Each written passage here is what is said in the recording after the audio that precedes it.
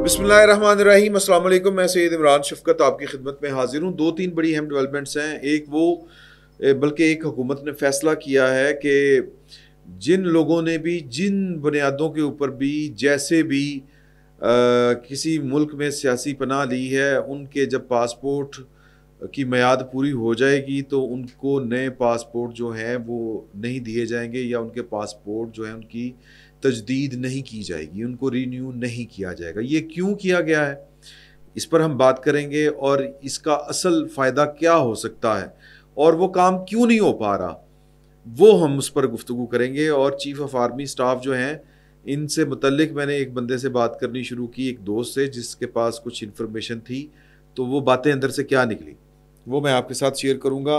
दूसरा जो है वो एक आज तकरीब थी इस्लामाबाद में, और वो तकरीब जो ऑटोबायोग्राफी जिसको कहते हैं, स्वाने उमरी आप बीती जिसको कहते हैं, वो सीनियर ब्यूरोक्रेट हैं सलमान फारूकी साहब, उनकी है वो, उसकी तकरीब रूनमाई थी आज, लॉन्चिंग सेरेमनी जिसको कहते हैं।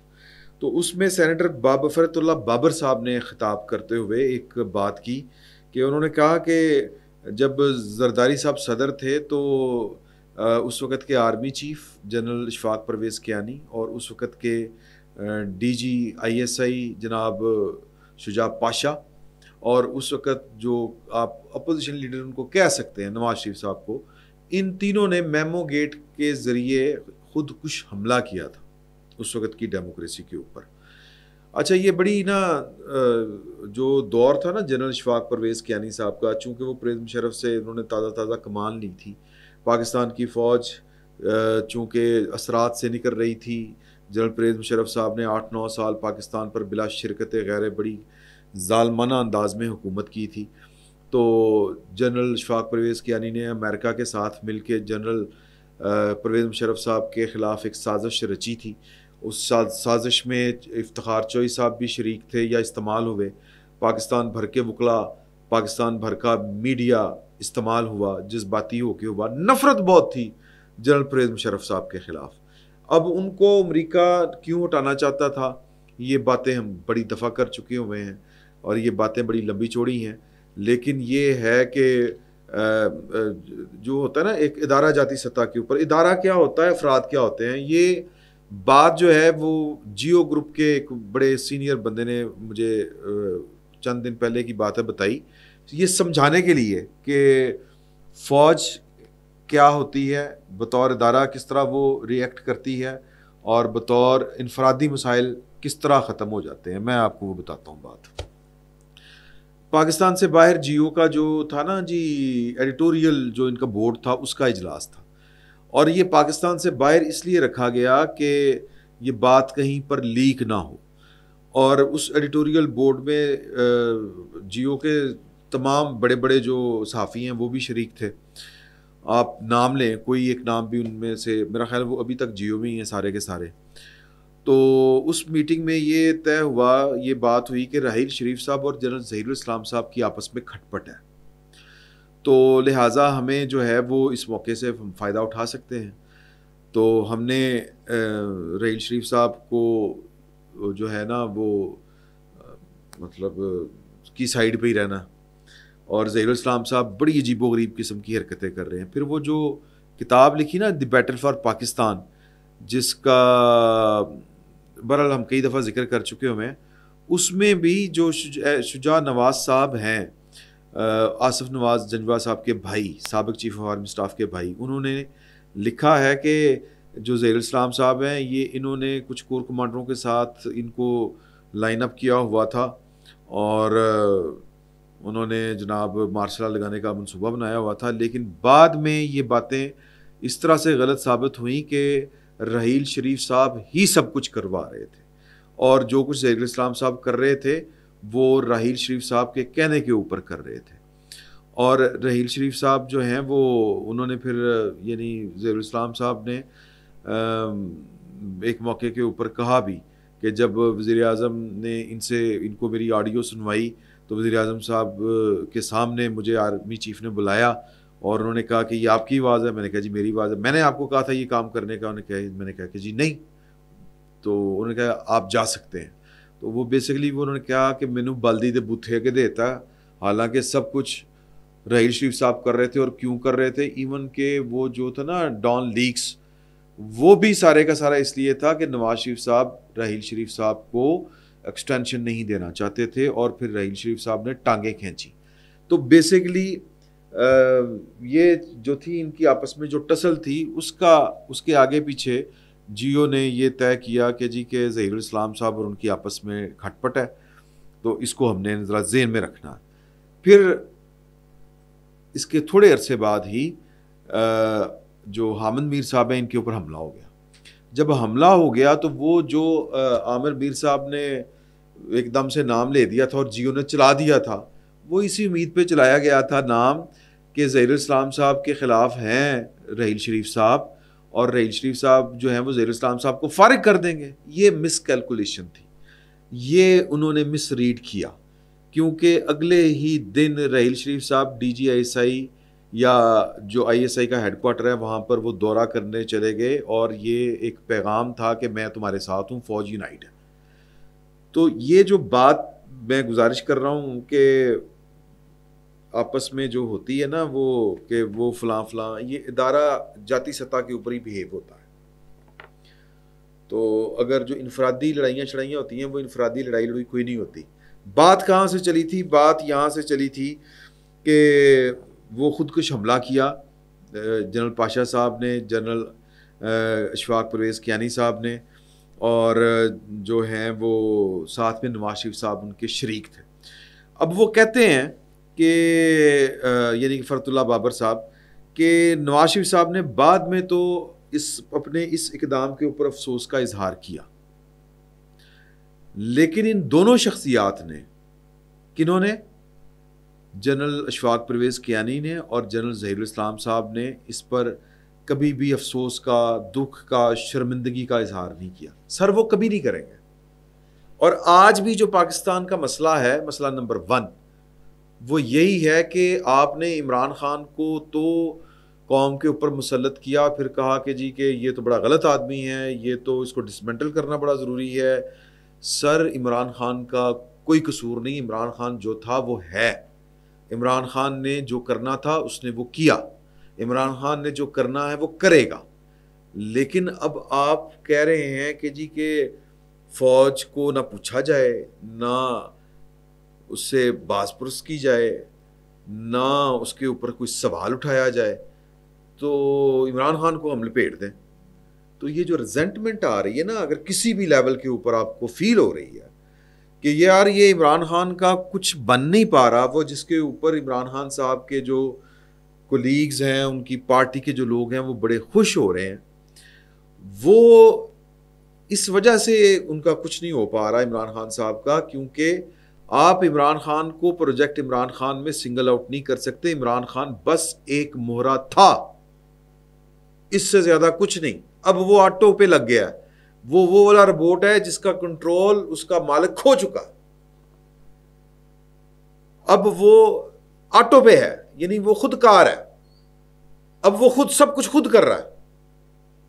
تو اگر بار بار مطلب یہ ہم بات کرتے ہیں لیکن اس کا کوئی فائدہ کوئی نہیں ہو رہا، اور میرا خیال ہے کوئی ہونا بھی نہیں، کہ فوج انفرادی معاملات کے اوپر جو ہے وہ جب اس کا یعنی کہہ لیں کہ اب میں یہ باتیں نامناسب سی ہیں، یہ کرنا ذرا تھوڑا سا مشکل ہو رہا ہے مجھے، کہ انفرادی معاملات تک پاکستان کی فوج نہیں رہتی.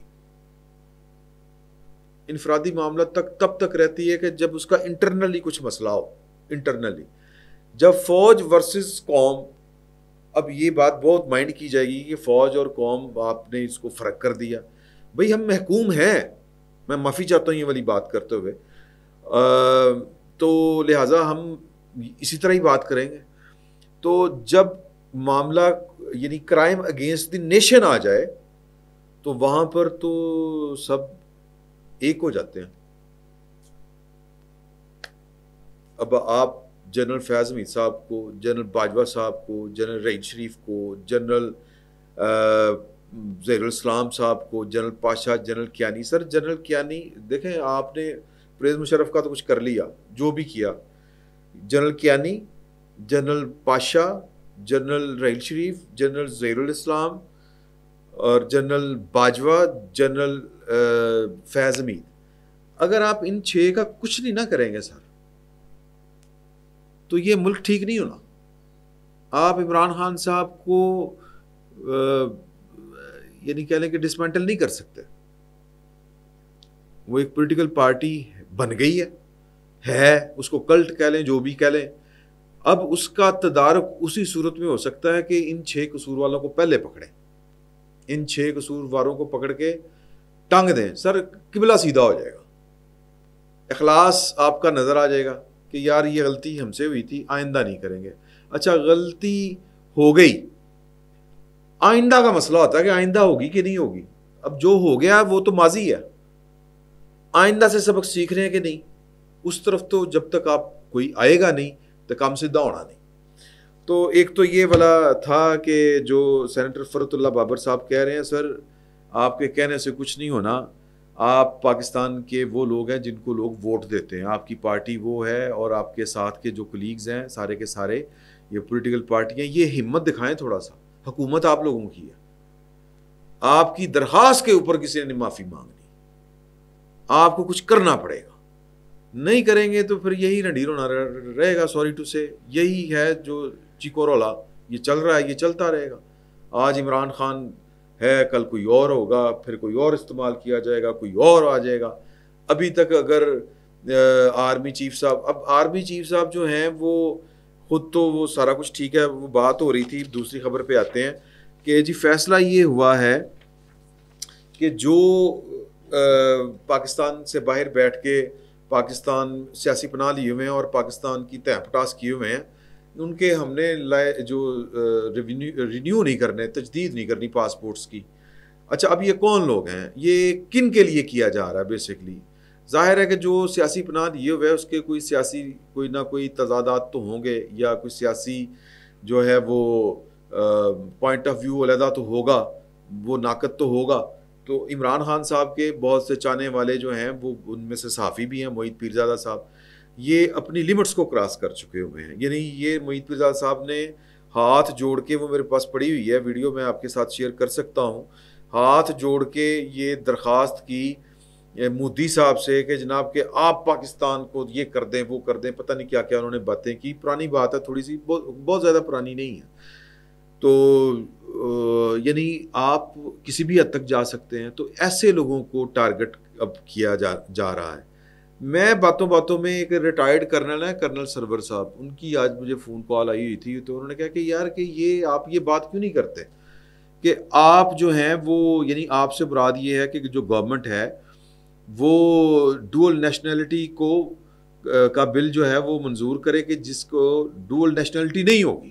جنہوں نے پاکستان کی نیشنلٹی کی بجائے امریکہ, یورپ, برطانیہ, دنیا کے کسی دوسرے ملک کی نیشنلٹی لے لی, ان کی پاکستان میں نیشنلٹی, پاکستانی نیشنلٹی منسوخ کر دی جائے گی. ہاں ان کے بیوی بچے, رشتہ دار, عزیز و اقارب پاکستان کے وہ ہیں شہری, تو ان کو ویزا آن ارائیول, ایئرپورٹ کے اوپر ویزا ان کو دے دیا جائے. ان کو وہ جس طرح انڈیا نے ان کو کارڈ جاری کیے ہوئے ہیں, اب میں ان کا نام بھول گیا ہوں کہ وہ کون سے کارڈ ہیں, نیشنلٹی کارڈ تو نہیں, ان کو کہیں گے کوئی اور کارڈ, پرماننٹ ریزیڈنس کارڈ جو پی آر پی آپ کہہ لیں, کوئی نہ کوئی آپ کر سکتے ہیں, جس طرح نائکون دیا ہوا ہے جو بیرون ملک پاکستانی ان کو, تو یہ کام کر لیں, بڑا آسان ہو جائے گا. تو ان کے خلاف اگر آپ کارروائی بھی کرنا چاہیں تو آپ امریکہ کو شکایت لگا سکتے ہیں کہ یہ آپ کا شہری ہے اور یہ پاکستان میں انریسٹ پھیلا رہا ہے, آپ کے ملک میں بیٹھ کے پاکستان کے خلاف باتیں کر رہا ہے. تو ابھی تو وہ ڈول نیشنل ہوتے ہیں, تو وہ کہتے ہیں بھائی تسی جانو ٹاڈا کام جانے, ہمارے ہاں تو یہ کوئی گڑبڑ نہیں کر رہا. تو میں نے یہی بات, جب میں یہ خبر کا پتہ کر رہا تھا کہ یہ پاسپورٹ منسوخ کرنے والی یا ان کی تجدید نہ کرنے والی جو خبر ہے کہ یہ کس حد تک درست ہے, تو وہ مجھے ایک سورس دوست جو ہیں انہوں نے کہا کہ جی کہ یہ تو یہ ہے وہ ہے. تو میں نے کہا کہ یار کہ مجھے آج ایک کرنل صاحب, ریٹائرڈ کرنل ہیں, بزرگ ہیں, 80+ ان کی ایج ہے, وہ فون پہ یہ والی بات کر رہے تھے, تو آپ لوگ کیوں نہیں کرتے؟ تو آگے سے وہ ہنس پڑے. انہوں نے کہا کہ جی جج, جرنیل اور جرنلسٹ یہ 3 پاکستان کی وہ پریولیجڈ کلاس ہے جس نے پاکستان کو ٹھیک نہیں ہونے دینا. میں کہا جی اچھا جی ماشاءاللہ. میں کہا کیوں؟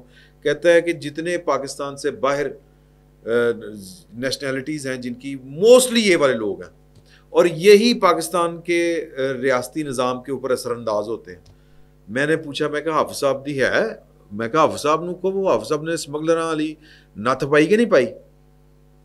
یہ جو اسمگلنگ پاکستان میں پاکستان کے ان لوگوں کی مرضی کے بغیر نہیں ہو سکتی جو پاکستان کی حفاظت سرحدوں کی حفاظت کر رہے ہوتے ہیں. Simple is that.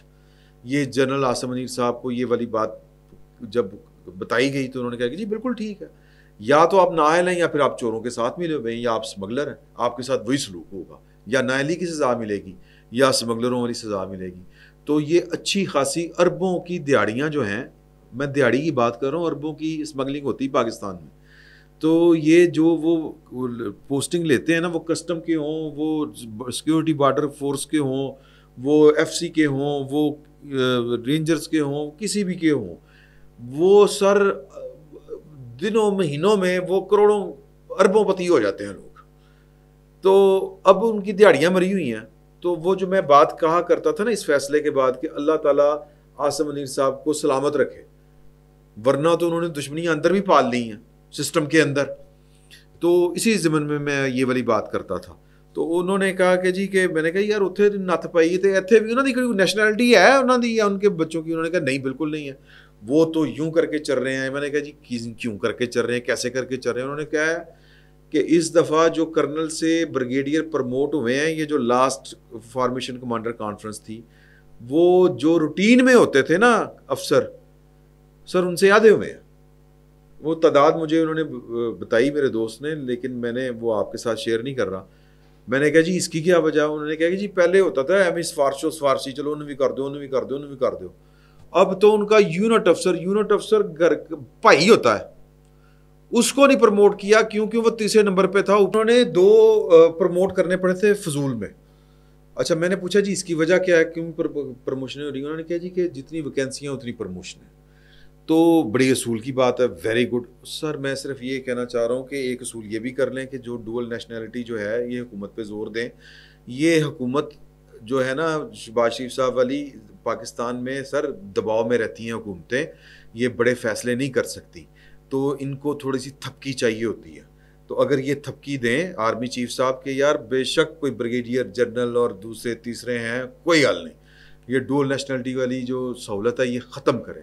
اور دوسرا یہ بھی کام کر لیں کہ اگر پاکستان کا واقعی قبلہ درست کرنا ہے تو سر جنہوں نے پروجیکٹ عمران خان لانچ کیا تھا, وہ کیانی صاحب سے لے کے اپنے باجوہ صاحب تک ہیں, سر ان کا کورٹ مارشل کر لیں. چھوٹی سی فرمائش ہے, کیا سادگی ہے دیکھیں. تو ورنہ سر کم کوئی نہیں ہونا. ورنہ تو یہ ہے کہ ہم جس کو ہم کہتے ہیں نا وہ پیچنگ, چیپیاں لا کے سر پتنگ نہیں اڑ رہی. پتنگ اڑانے کے لیے نئی پتنگ چاہیے. پاکستان کو اگر نئے سرے سے ٹھیک کرنا ہے تو پھر سر نیا پاکستان بنانا پڑے گا, اور اسی طرح ہی بنے گا. فی الوقت اتنا ہی, بہت بہت شکریہ.